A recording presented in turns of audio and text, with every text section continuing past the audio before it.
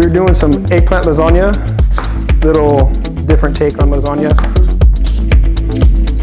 Take the eggplant, so we'll slice it up and broil it to get some of the moisture out of it, so that when we cook it, it doesn't get so soggy. My name is Jamen Elliott, firefighter with Fresno Fire Department. I've been with the department for about 16 years. Work at Station 19, which is our water rescue team.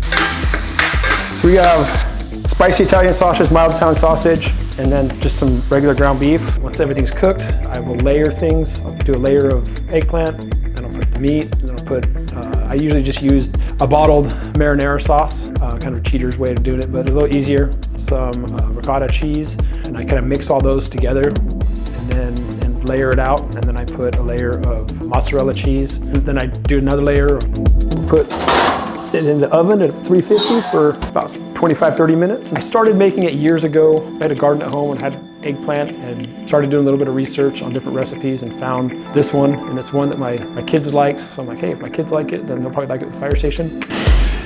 There's lots of healthier options out there, and it's not that hard to get creative and to use some of those things. And I just encourage people to see what's out there and see what other healthier options they can substitute in. They still taste great, they still fill you up, but they're just a lot healthier.